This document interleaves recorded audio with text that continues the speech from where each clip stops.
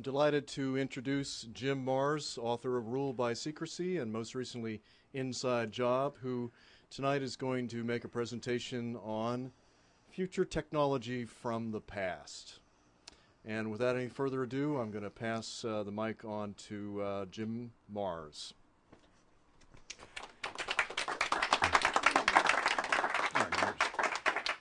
Sorry, I'm kind of getting in the way here. Am I good? Am I good for the camera? Okay. Have the mic working? Okay. All right, we're going to move real quick here because we don't have the time that I would really like to expend on this, but I think this is kind of a complicated subject, and a subject that most of you are probably totally unfamiliar with. So, but I am going to hurry on through this because I think it's very important, and I think it may give us an insight into our unparalleled and unsupported mad rush to occupy Iraq. Slide. If you go back to the Bible, you find what has been will be again. What has been done will be done again. There's nothing new under the sun. We think that we have the leading edge in technology. We are the apex of the world's civilizations, but I don't think this is true. More and more, despite the foot dragging and naysaying by archaeologists and historians and everything else, we are more and more coming to learn that apparently at one point there was a planet-wide, highly technical civilization on this planet. And something happened. War and or geophysical changes, or both. And what we think of as our history, beginning with the Sumerians, coming up to the Egyptians, Babylonians, and now up to the Greeks, Romans, Western civilization, of course, is what we're primarily talking about. That is nothing but the remnants of an earlier prehistoric civilization. The evidence is everywhere. The round balls of Guatemala, the pyramids all over the world, in China, in South America, Central America, Egypt, the ziggurats in Mesopotamia. All of the evidence is there. But it's only been within about the past 100 years that we've had the technology and or the knowledge to know anything about it. We're still pulling ourselves out of the dark ages. Let me start with a fellow named David Hudson. He was a Phoenix area farmer, and when I say a farmer, this is not a guy with a mule. He was a multi-million-dollar farm corporation. But he was having a hard time of it in the Phoenix area because the heat, the drought, it would dry up the soil, and he was really having problems. So he got the bright idea of putting various acids and chemicals into the ground to see if he couldn't loosen up the soil. And when he did, he noticed that there were some very odd properties to this soil. Slide. He used a copper electrowinning cell to separate the metal from the ground, and he began to come up with these strange little sparkly mineral things that he couldn't quite figure out. And so he took it to some local chemists and local geologists, and they couldn't quite figure it out either. And it turns out that actually what he was dealing with was an unknown, heretofore unknown property, a monatomic element. Slide. He named it an orbitally rearranged monatomic element. Interestingly enough, ORME we find in ancient Hebrew meaning the tree of life. Isn't that interesting? And the reason he named it this, because these were single atom elements, okay, that were derived primarily from gold, silver, platinum metals. And slide. This was back in the 70s. By the late 80s and 90s, we see a number of scientific papers. This is being very much talked about in the scientific world, but is still not known to the general public, and it's pretty esoteric. These single atom elements can be rearranged by orbitally changing the nucleus of the atom. Slide. Now what he found was very unusual. When he was able to separate these monatomic elements from the ground and from other elements, it produced, and under certain heating procedures, he was able to produce a white powder. And when you put the white powder in a weighing pan, they found out the pan weighed less than it did before you put the powder in it.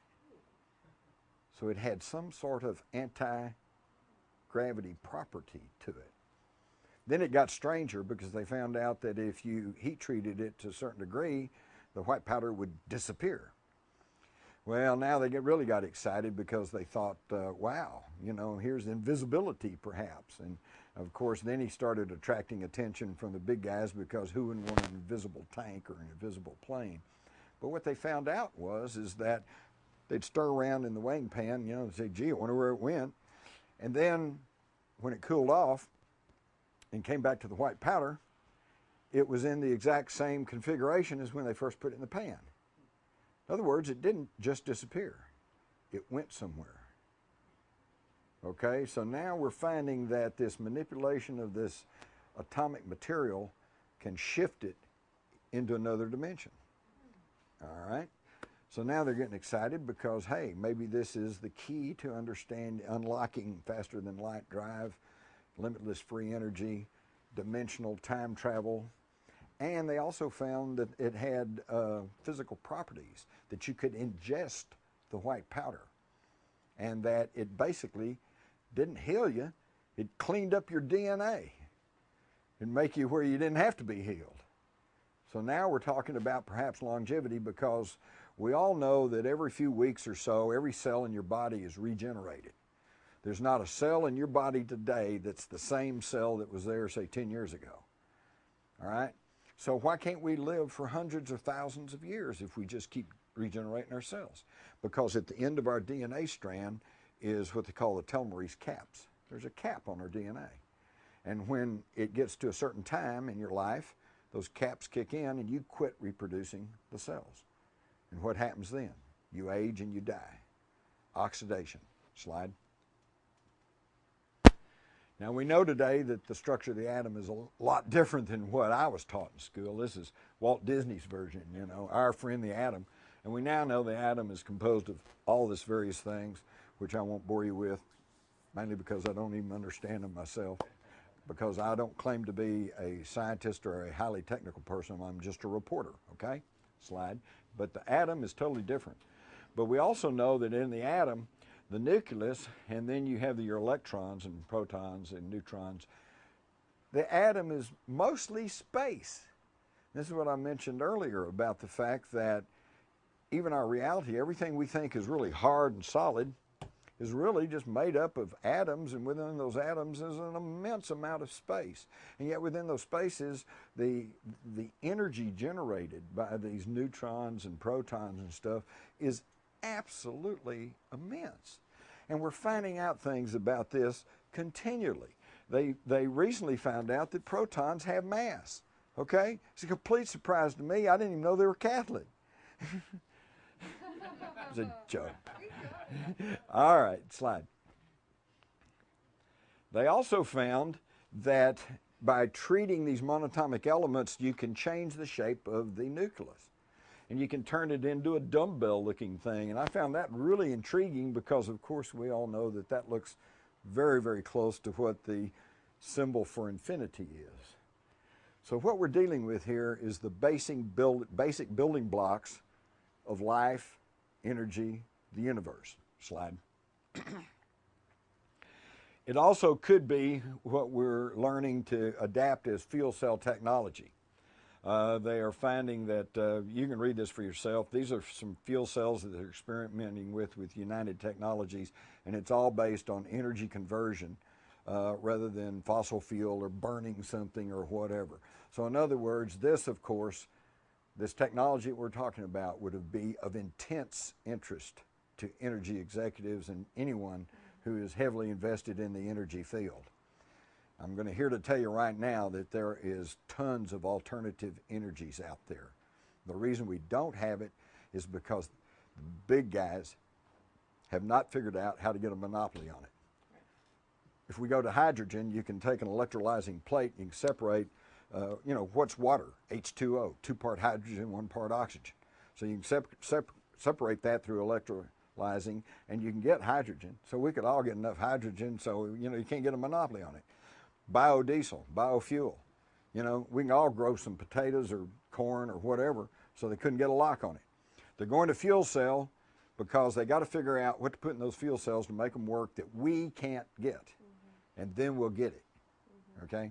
Y'all live, most of you have lived through the time when the cigarette industry was fighting tooth and toenail, and for every scientific study showing that cigarette smoking was harmful, they had their scientific study showing that, well, their methodology was wrong, or no, it's actually good for you, or whatever. This was a delaying tactic until those giant cigarette companies could diversify.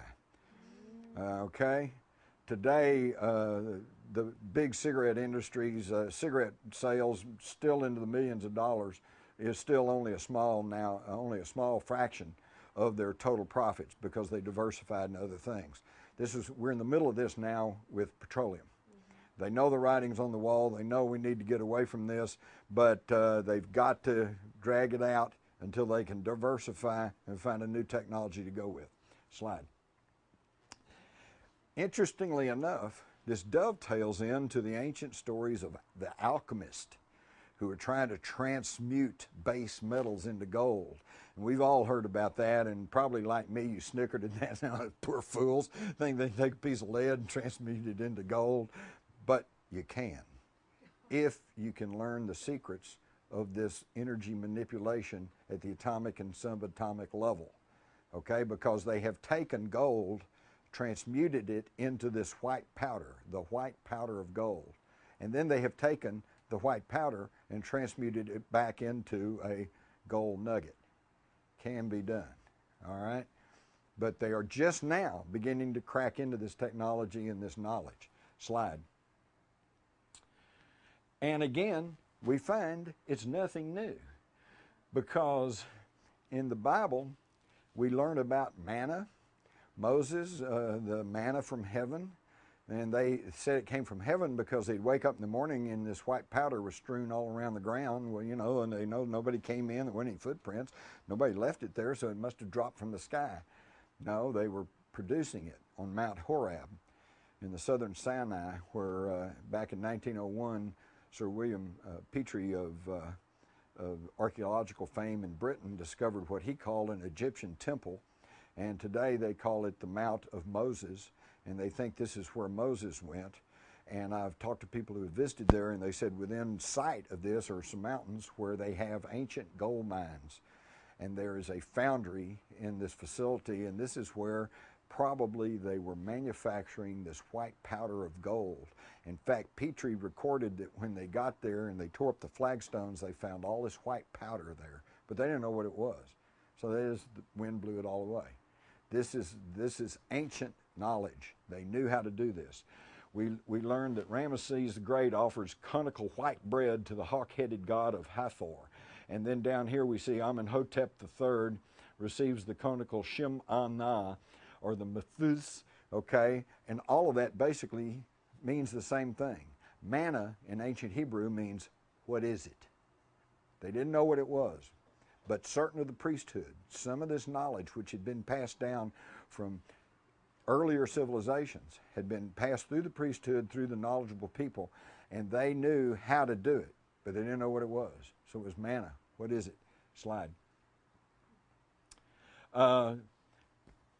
You read in Exodus, when the dew had gone up the face of the wilderness, a fine flake-like thing, fine as hoarfrost on the ground. And when the people of Israel saw it, they said to each other, what is it? Manna. For they did not know what it was, and Moses said to them, it is the bread which the Lord has given you to eat. And they would take this powder and they mold it into little cakes and stuff, and they'd eat it. This was the manna that helped them survive in the wilderness all this time. Was this the white powder of gold? Slide. This is really great. When Moses comes down off the mountain, and he'd been gone for a long time, and he'd gotten the commandments and everything, and the children of Israel had gotten pretty impatient, and they were wanting something better than their lot hanging around there. So they knew something about the gold was magical and had real spiritual property. So they gathered all their gold and they built a golden calf and they were worshiping it. When Moses comes down, he got real angry about it, and he says, Moses' anger burned hot, and he threw the tables out of his hand. He broke them at the foot of the mountain. And he took the calf which they had made and burnt it with fire, ground it to a powder, and made the children of Israel eat it. Okay? What the heck there? So we have these tantalizing things that this is a technology that was known back as far as biblical times. Slide. And then I've already mentioned Mount Horeb. This is a picture of Mount Horeb, and it holds the ruins which included this smelter where apparently they had been, and where Moses was actually manufacturing the white powder of gold. Slide. And of course, Moses, and we could get into a huge long discussion here, because there seems to be some compelling evidence that Moses is not a name, it's a title. And it means the one true heir to the throne. And that Moses, in actuality, we know from the Bible that Moses was a well-schooled Egyptian. He was a high-ranking Egyptian, and so there's a compelling argument to be made that has been accepted by many people like Mark Twain and Arthur Conan Doyle and many other students of hidden history, that Moses was just kind of a title, and the actual person was Amenhotep III, the Pharaoh, who then had changed his name and incurred the wrath of the Egyptian authorities when he became Akhenaten, the worshiper of the one true God. And that's because he had learned about the one true God through his Hebrew relatives, or the people who had actually raised him, okay? Now, where did the Egyptians learn all this from? From the biblical patriarch Abraham, who had brought the knowledge of Samaria to Egypt. Look in the Bible. Abraham was not a Jew. He was not even a Semite. He came from Ur of the Chaldees. Chaldea was simply an ancient term for Samaria or Mesopotamia, what we now call Iraq. And the city of Ur is still over there, Uruk. A lot of these towns, in fact, most of those cities in ancient Samaria were named after Abraham's relatives. Okay, so Abraham was not just some poor Jew wandering in the desert with a camel in a tent. He was a very prominent and probably royal Sumerian who brought the knowledge of the ancient Sumerians to Egypt. Shortly thereafter, the whole Egyptian civilization sprang full-blown into existence. And what I found in researching Rule by Secrecy is that it was surprising to me. The earliest dynasties of Egypt were the most advanced. So the Egyptian civilization did not start, from a primitive and then build into this exquisite civilization. It started off as an exquisite civilization and then digressed and devolved. And all of it because of the information that goes back to Samaria. Slide.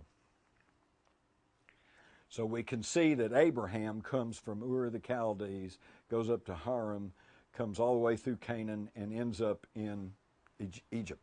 Slide. All of human history resides in Baghdad because that was the fountain of Western civilization for certain. Slide. The ancient Sumerians obviously knew a lot more than we even give them credit for.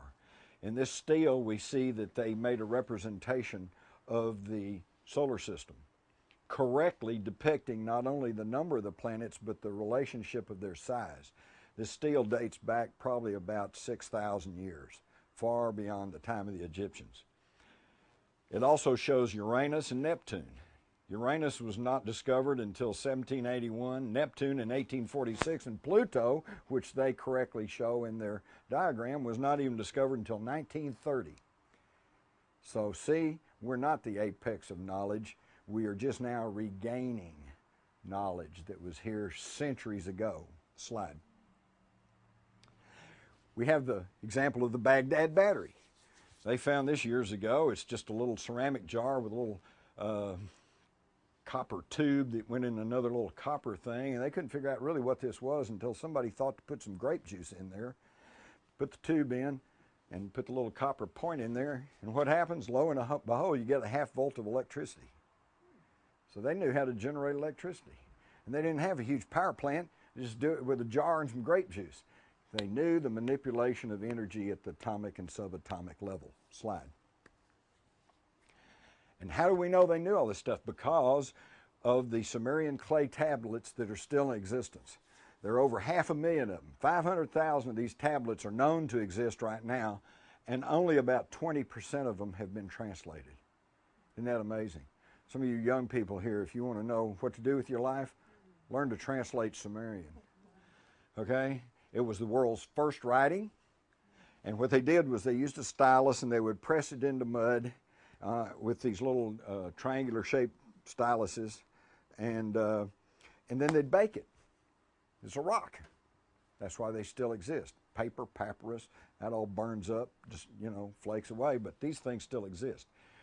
These writings predate the Bible by 4,000 years, and they tell of human origin. Slide. Not once, but several times, according to the Sumerian tablets, they say 432,000 years before the Great Flood, the Anunnaki came from Nibiru through the Great Bracelet, which is the asteroid belt, to the Earth. And here they landed in the Persian Gulf and began to colonize and search for gold. There were strikes over the hard work, and it was decided to engineer a slave race by manipulating the DNA of primitives. Kings and dynasties arose once this slave race came into existence, and warfare broke out, and that's a thumbnail sketch of what they say our history is. And it does answer one big mystery. For centuries, they've been looking for the missing link. We know Neanderthal existed, and then there was Cro-Magnon, modern man, and they've been looking for the link in between.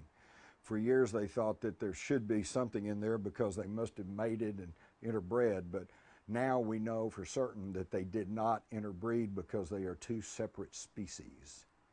And there is no missing link because they manipulated the DNA. Slide. Gilgamesh, the legendary Sumerian king, the world's first epic novel, thought to be mythical, and yet now they have now found what they believe is the tomb of Gilgamesh. The story is amazing. You really ought to read the story of Gilgamesh. He, along with his non-human companion, Enkidu, and we don't know who or what Enkidu was, perhaps a robot, perhaps an organic robot, perhaps an alien, who knows? But they made it very clear that he was not a human. And they go in search, trying to find the ancient gods, looking for the secret of immortality, longevity, the secret of the white powder of gold. Slide. Recently, among the amazing new discoveries that these French and German archaeological teams were finding in Iraq beginning in 1999, 2000, 2001, was using ground-penetrating radar. They really believe that they may have found the tomb of Gilgamesh under the Euphrates River. Slide. But anyway, they were finding all of these amazing new discoveries. Did they find the secret of the monatomic gold? Did they find the secret of longevity, of free energy, of time travel, star portals? If you can manipulate energy, you can go to another dimension. You could probably create a wormhole. You could probably go to another star system, and there we don't have to worry about the problem of spending hundreds of years blasting along in a fuel-propelled rocket, that it would take you to get to another star system. You jump through a wormhole, and you're there. Or you jump through another dimension. But that brings us to Baghdad in April of 2003. Where would they have taken all these amazing new discoveries? They would have taken them to the Iraqi National Museum in Baghdad. And would they have immediately put them on display? No. They would have been put in the basement where they would have been cataloged and cleaned up and prepared for exhibit. But in spring of 2003, George Bush, against everyone's wishes in the world, invades Iraq. I went through this earlier, but the weapons inspectors, both ours and the United Nations, said there's no weapons of mass destruction. The Atomic Energy Agency of the United Nations said there's no weapons of mass destruction. Even Saddam Hussein, at the last minute, was finally going, okay, whatever, send in the weapons inspectors, do what you want. Bush would not take yes for an answer. Okay, we were going to invade, and we did. And what we do, against all military logic and tactics, instead of going for an objective, seizing your objective, solidifying your wins, and then moving on to the next objective, We made a beeline for Baghdad. This is what has created the problem in Iraq for the United States today because we failed to pacify the countryside. And what happened in Baghdad? Well, they put a Marine guard on the Ministry of Oil, but there was no guard on the Iraqi National Museum, although several museum officials from around the world had already secured the promises from the Pentagon that they would protect the priceless treasures in the Iraqi National Museum, but it didn't happen. Slide.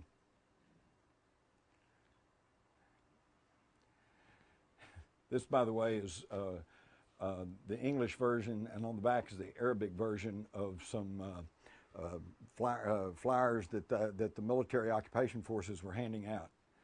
The coalition will destroy any viable military targets. The coalition does not wish to destroy your landmarks. We do not wish to harm the noble people of Iraq. To ensure your safety, avoid areas occupied by military personnel. So, you know, we went in there and said, you know, everybody clear out because we don't want to destroy you. And yet, even to this day, we are continuing to bomb and to destroy some of the most sacred and ancient places in Iraq. Slide.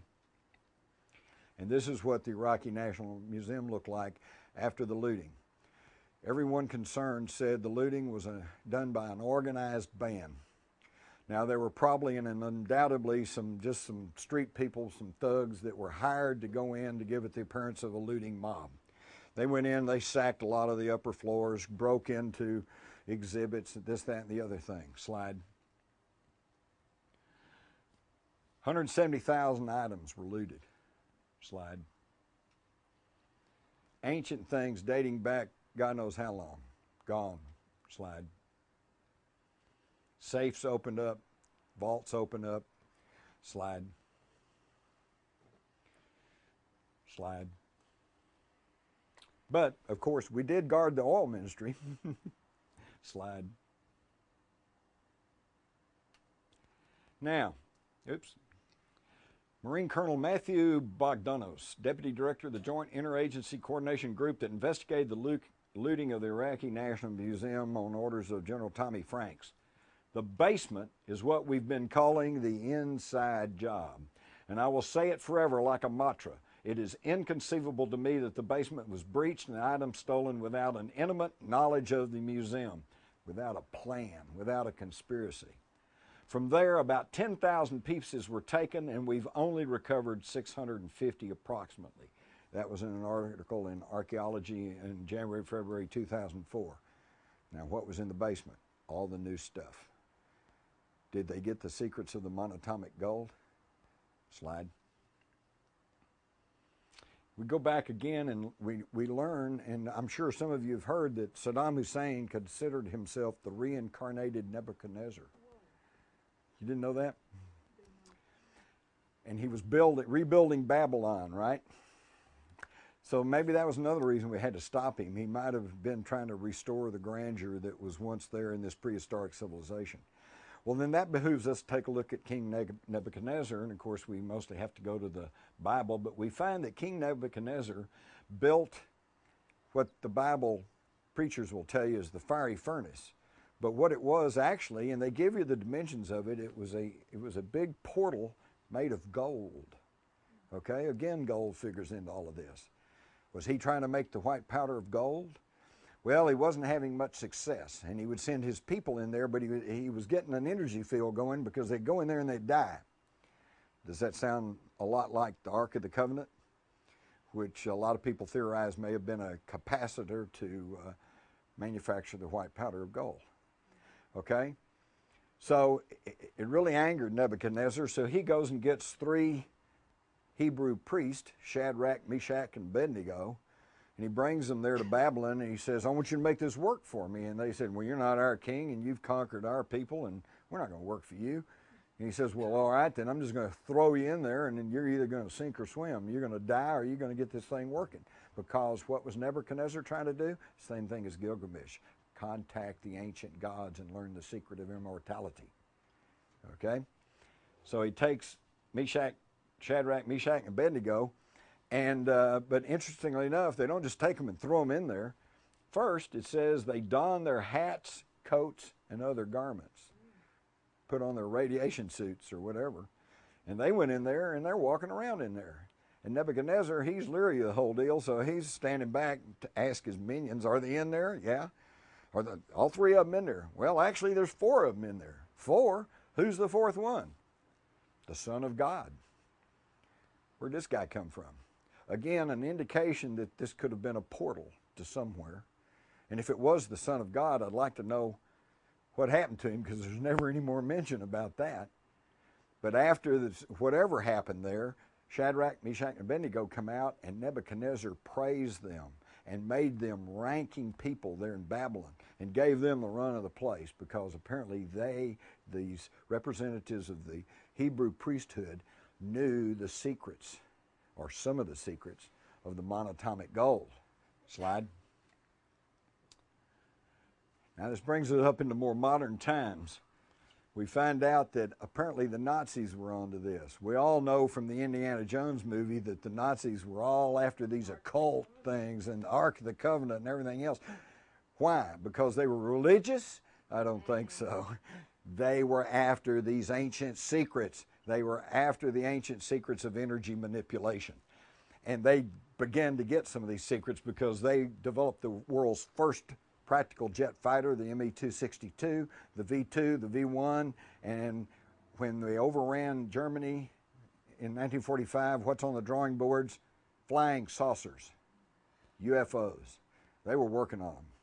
And I have good reason to believe they were actually test flying them. In fact, if that war had stretched on maybe even another 6 months, there's no telling what they might have come up with. And who was in charge of all that? A very mysterious SS general by the name of Hans Kammler. He was in charge of all of their leading edge technology.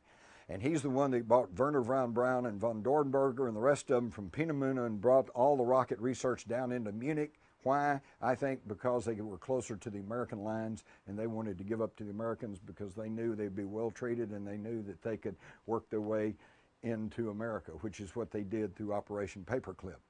Now, according to von Braun, he wanted to resume testing of the V-2s, and Kammler told him, no, I'm going to hand the V-2s and you folks over to the Americans in exchange for immunity. But a little later, he told von Braun, I'm going to disappear and you're not going to hear from me again. And sure enough, he dropped from sight. And even though there were reports that Kammler was seen in the United States in the 50s and early 60s, there is no record of what happened to him. But we know that he did not turn over the V-2s or the V-1s. Okay? But yet, if he was in the United States and if he did survive the war, what did he hand over to the Allies in exchange for immunity? The secret of anti-gravity, the secret of the white powder gold, the secret of the manipulation of energy, because he was also tied to experimental work that was done at what essentially was a super collider, super collector in western Poland, the ruins of which are still there. Slide. And we have a lot of tantalizing evidence that the Allies did get hold of such technology, because in this article from the early 1950s, the gravity engines are coming, the G engines, meaning gravity. And we have huge, very prominent aviation pioneers like L.D. Bell saying, we're already working on nuclear fuels and equipment to cancel out gravity. And Bill Lear, developer of the Learjet. All matter within the ship would be influenced by the ship's gravitation alone. They were beginning to crack the door open on the secrets of the manipulation of energy at the atomic and subatomic level. But bingo, it all goes dark. It's like it didn't happen. And when they finally rolled out the Avro car, which was a joint saucer development between Britain, America, and Canada in the late 50s, they rolled out this flimsy looking thing that wobbled around a little bit, and they said, gee, it didn't work. Was this simply a cover for their anti-gravity research? And this leads into the fascinating speculation of, is there a dark, shadow government-run alternative space program? And it even gives me the thought, some of you may be well aware of the controversy over whether or not we actually went to the moon, because of the problems in weight and in thrust and in expansion, expendable of fuel, that's expending of fuel, et cetera, radiation, because the Van Allen belt stretches, according to Van Allen, for thousands of miles further than NASA wants to admit, which means they would have been bombarded by intense radiation, which would have been fatal. So how do they get through all of this? And there seems to be a legitimate controversy over that. And yet I have spoken to the astronauts, and I'm still not prepared to say we didn't go to the moon. Perhaps we went to the moon using technology other than what we've been told. And maybe even the astronauts themselves don't know. Perhaps they were put in a rocket, and the rocket was shot into space. And during that period when they're blacking out and not all with it, the anti-gravity kicks in and they're pulled or pushed through this super technology. Speculation, but it could explain that anomaly. And we also have General Nathan Twining's memo of 23rd of September 1947, where he's talking about UFOs. And he says the phenomena reported is something real, not visionary or fictitious. They knew at the beginning in 1947 that this was all real. September the 23rd is an interesting time period because this was just 2 months after the crashes in Roswell, New Mexico. It's also the same day that President Truman signed the National Security Act of 1947. This is what's done us in, folks, because we all know that the National Security Act of 1947 created the CIA. We know that it changed the name of the War Department to the Defense Department, a little PR change. But what a lot of people don't realize or haven't really understood is that it also created the National Security Council. Now, we all have heard of the National Security Council because even up to the invasion of Iraq, everything's done through the National Security Council, which by definition takes care of anything having to do with national security. But who can tell me who the National Security Council is? President, Vice President, Secretary of Defense, and Secretary of State. 4 people. Did y'all hear that? The President, Vice President, Secretaries of State, and Defense. 3 of those are appointed by the President. So it's the President controls the whole, anything having to do with national security. This is where we went into the national security state. This is why, because creating the National Security Council, anything having to do with national security, it bypasses Congress, bypasses the Constitution, bypasses the media, and hence bypasses the public. And this is why they've kept the lid on UFOs. Why? Because they don't want people to know our deepest, darkest secrets, which is they are tampering with the basic building blocks of the universe. Manipulation of energy at the subatomic level. Slide. And by the way, in that same document, Twining says, it is possible within the present U.S. knowledge, provided extensive detailed development is undertaken, to construct a piloted aircraft which has the general description of the object in subparagraph A, meaning a UFO. So in 1947, they were basically saying if we had a crash policy, we could build our own UFOs. And I think they've done it. And that's why but don't get me wrong, I'm not saying that every UFO sighting is some sort of secret government test craft. A bunch of them are, but not all of them. In fact, there is good evidence to suggest that we are in an undeclared, under-the-table, covert war with extraterrestrials. And we're not being told about it. And it kind of makes a mockery of freedom and democracy, doesn't it? And here's the Avro saucer, and they're all going, well, gee, it just didn't work. And that was the end of that. And this has never been talked about. In fact, to this very day, some of you probably understand what I'm saying.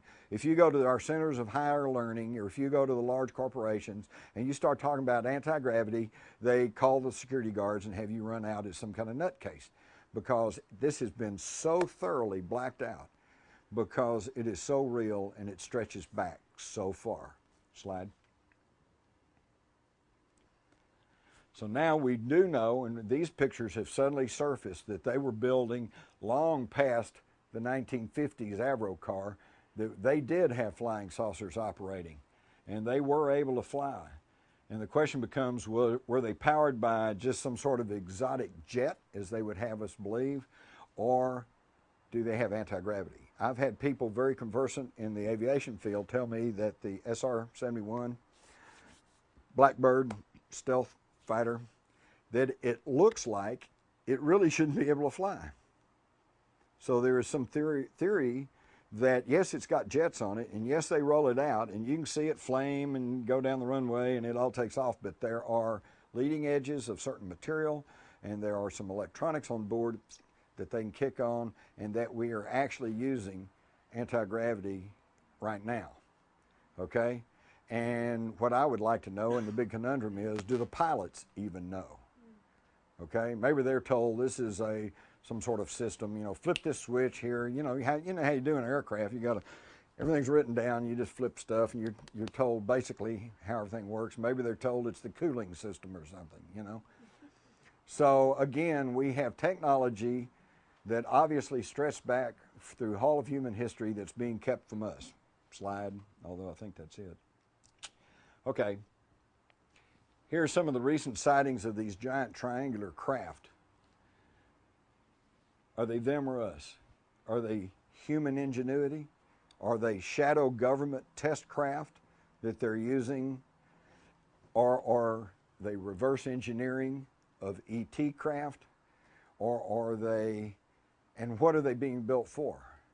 And why would they test stuff? All of y'all familiar with the flyover Phoenix, Arizona, back in when was that, 97, I believe it? Yeah. Okay. That's a big deal. Big triangular craft. Went over Phoenix, very slow, turned, moved off. But here's a good example of how they cover these things up. This occurred about 8:30 at night. Thousands of people saw this thing. And then sometime between 8:30 and 10:30, somebody contacted the Maryland State Guard and ordered them to fly a training mission to Phoenix to the Barry Goldwater Gunnery Range and drop flares. So about 10:30 that night, they did just that. Now the Phoenix papers were full of this story the next day, but it never went anywhere else. Remember what I said about the distribution of the news?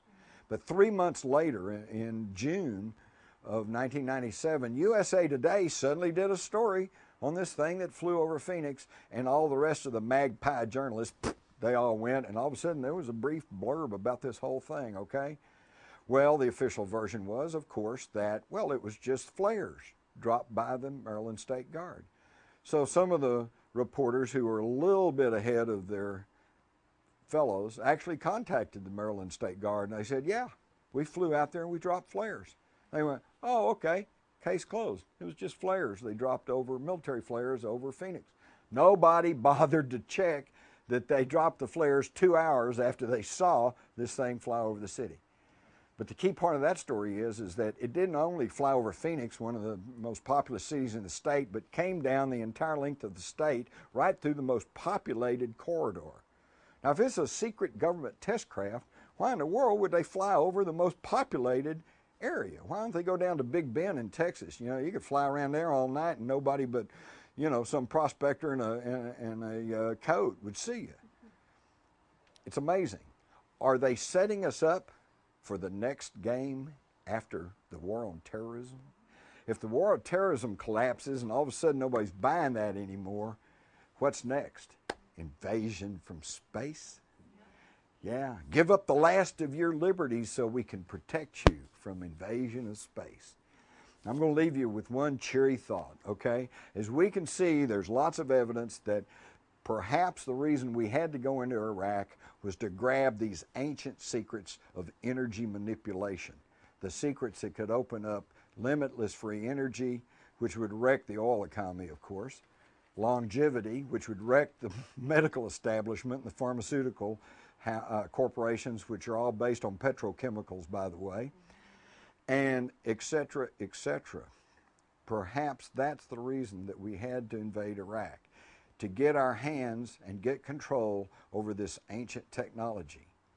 But what worries me is that right now, as we meet right here today, somewhere deep underground probably, there is a covert government-sponsored lab where we have scientists working on this.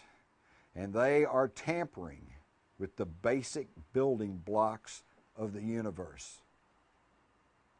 And why does that bother me? Because in the spring of 1945 at Alamogordo, New Mexico, when they set off the first atomic bomb, more than half of the scientists working on the Manhattan Project sincerely, devoutly believed that once they started a nuclear chain reaction, they would not be able to stop it. It would ignite the atmosphere and it would incinerate the earth. But they set it off anyway. Whew. Glad we were wrong about that. That's pretty scary. Somebody says, well, let's try this. Flips a switch and the whole universe winks out of existence. Now, again, maybe it's just because of my libertarian instincts, or maybe it's self-preservation. But I think we need to know about this stuff. The time for this military industrial secrecy is over with. If we're going to continue to call ourselves a free people, we have to have free knowledge of what the heck's going on. Now, I was in the military. I was even in Army intelligence. I do realize that there are some secrets, strategies, disposition of troops, etc. There are some secrets that need to be held in true national security. But when they're dealing with all our lives, all our futures, all of our possibilities for life on this planet, I'm afraid that that goes a little bit beyond just national security. Now, thank you for your time.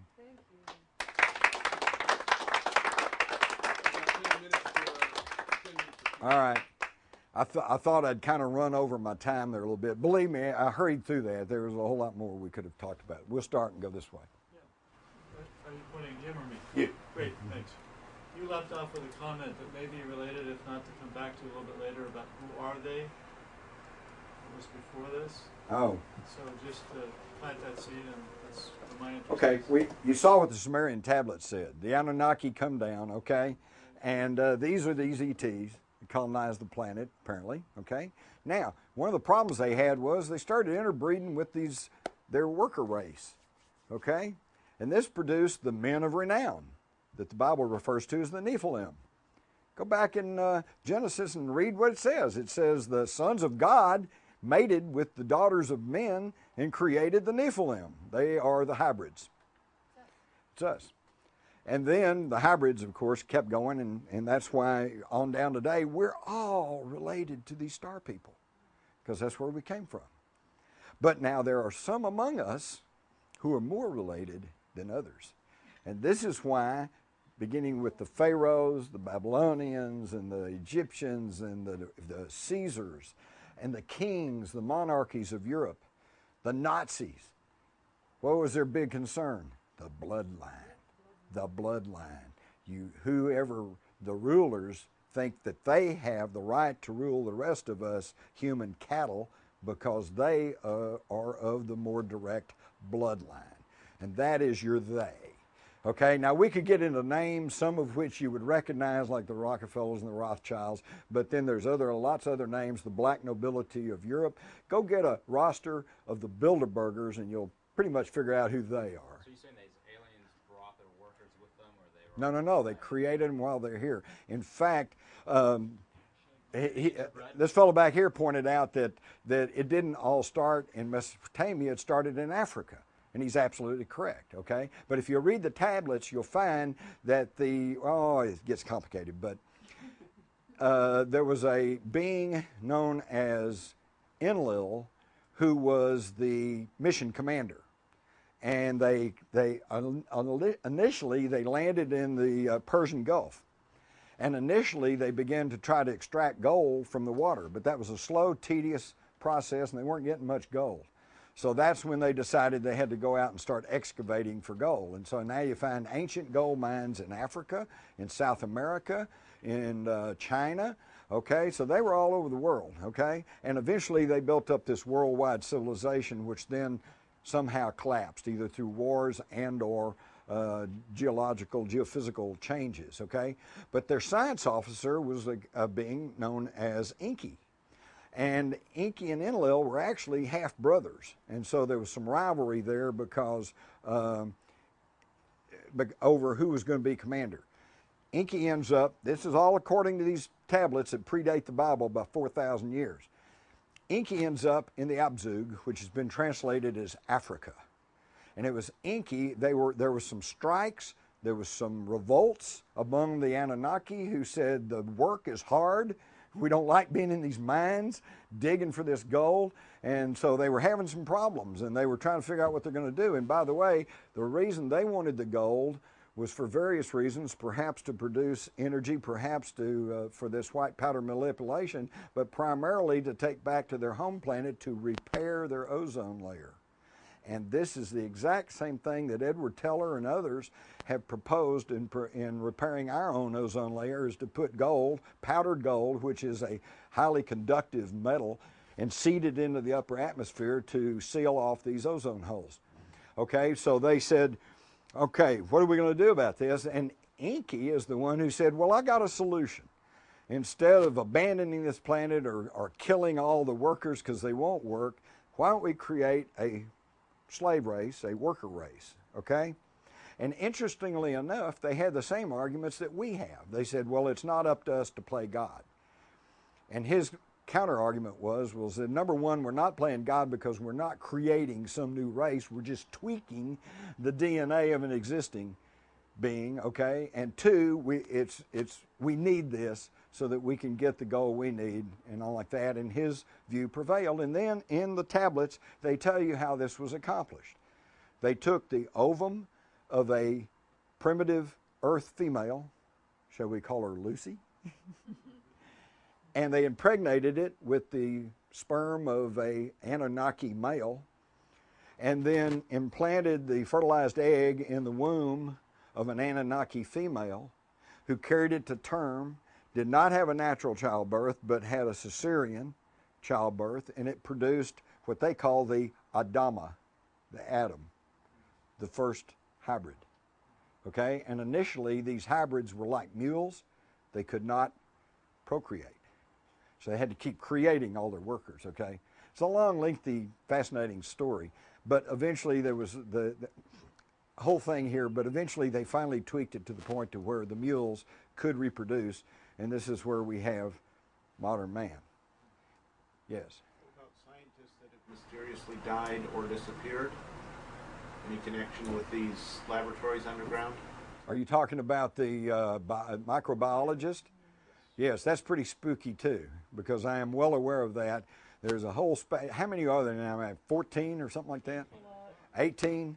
There's a dozen or more of the world's most preeminent microbiologists who suddenly, in the wake of the anthrax attacks, suddenly died or disappeared and never been heard from. Why? Because they could have told us where that anthrax came from, even though it's now leaked out that it was weapons grade and that it could only have been produced by the United States. And yet nobody has been caught, nobody's been prosecuted for this. Deadly attack, people died. And it also worries me because if there is another major anthrax attacks against some civilian population, say in Los Angeles or San Francisco or whatever, where are the guys who are going to come say, well, here's what you do about it? Here's the antidote. Well, I just wanted to add something to that. There's some people think that these microbiologists were connected with the study of gene-specific diseases, that maybe SARS is a representative of, and that can affect different populations that maybe have blue eyes or black skin or whatever. When the Israelis like to prevent design a disease that would only attack Arabs. I know it. That's the problem. In fact, yes, they've been working on that ever since Vietnam. In Vietnam, they were trying to come up with some pathogens that would attack Asians. It's really spooky. That's why I say we got to get rid of this secrecy. We got to get rid of this national security state for our own protection. Because, see, here's the whole key to freedom. If I allow any law, any policy which restricts somebody else's freedom, I'm not free. Because once you allow that, then what's to protect you? Nothing. Pastor Martin Niemöller in Germany pretty well articulated that. He said, well, they came for the Jews, but I wasn't Jewish, so I didn't say anything. He said they came for the Masons, but I wasn't a Mason, so I didn't say anything. Came for the Gypsies, but I wasn't a Gypsy, so I didn't say anything. He said when they came for me, I didn't have anybody to turn to. The only way that we can guarantee our personal freedom is to guarantee everybody's personal freedom, even the ones you don't like, even your skinhead Nazis, even your weirdos, even your, yes, even the Republicans. We've got to guarantee everybody's personal freedom, because once you get the ball rolling in curtailing freedom, then there's no stopping it, and there's no guarantee that you won't get caught up in it. And they'll say, everybody with a beard, you go to the camp. Okay? Yes? Could you go into the whole connection with Antarctica and your earlier parts of your presentation? So I've heard a bit about it, but I'm not that clear. About Antarctica? Oh my God! Well, we could have another whole presentation on that. That gets into Agartha, the Nazi base down there, Queen Maud's land, which they renamed Neuschwabenland. That was where all the submarines were heading after World War II. And then you get into the more modern times when they found the lake under there, like Vostok, and the warm lake under Antarctica. There's all sorts of stuff going on in Antarctica.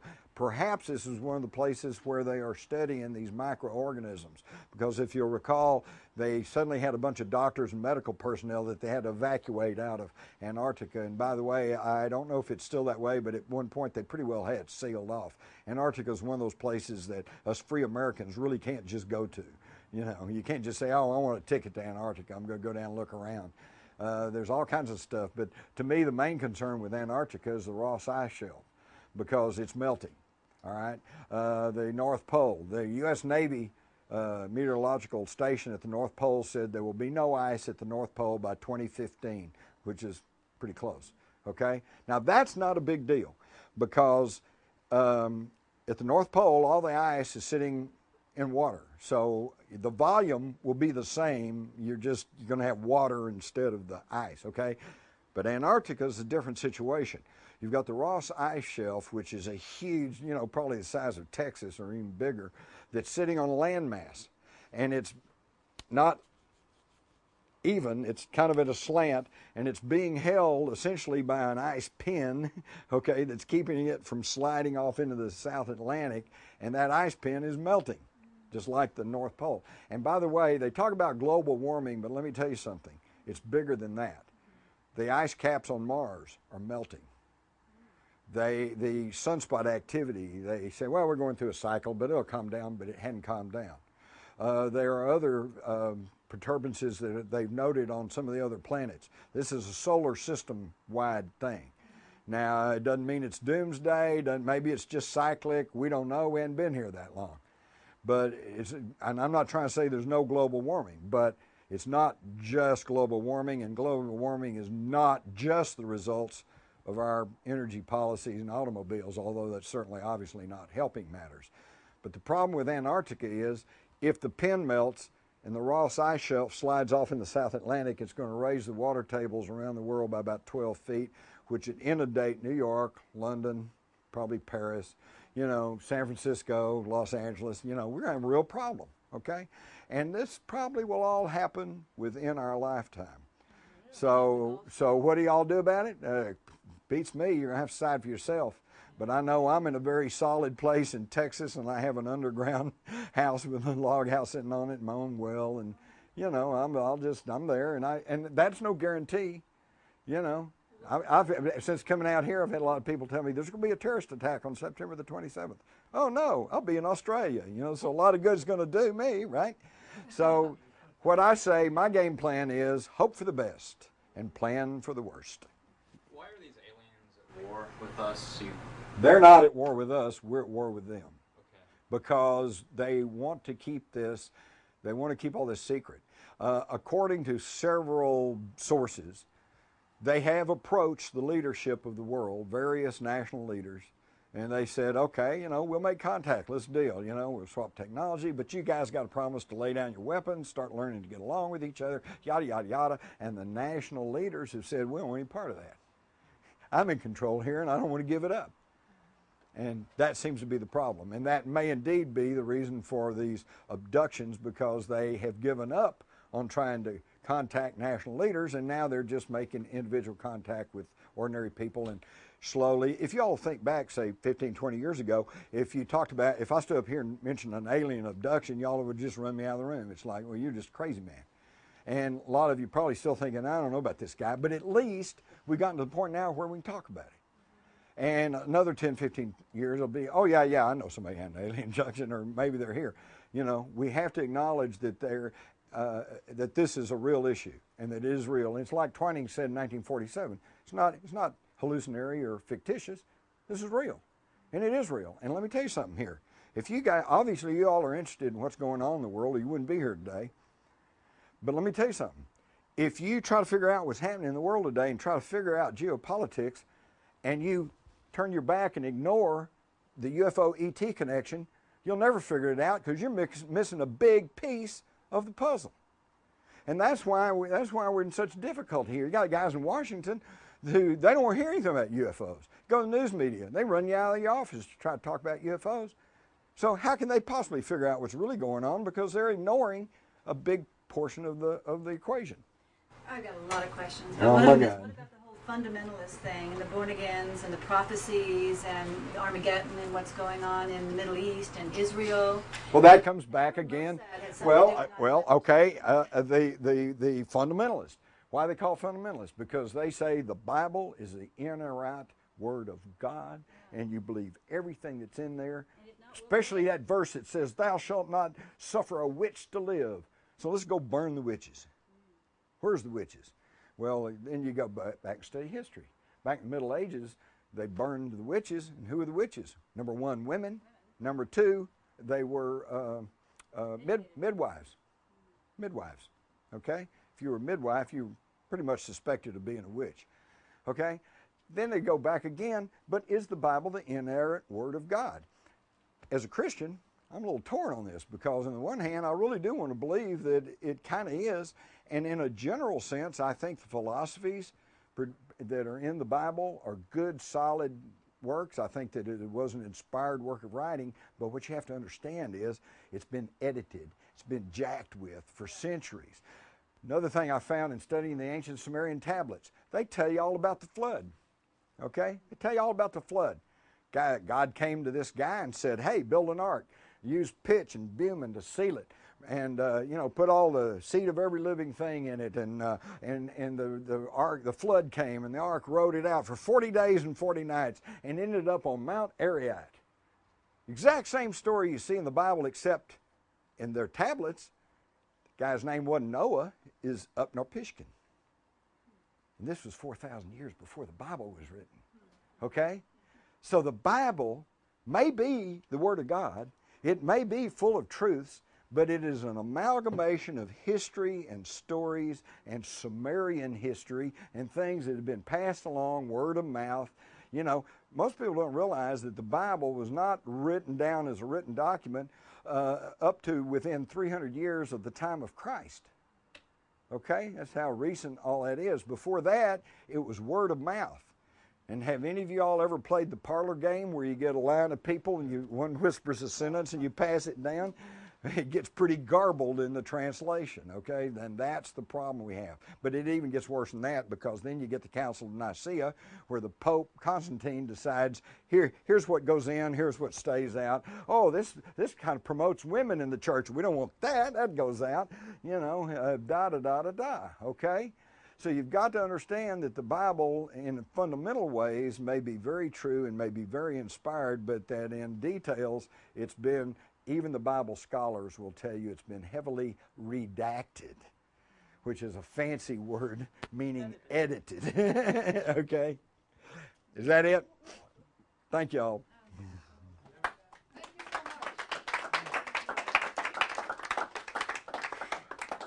Thanks a lot, Jim. And,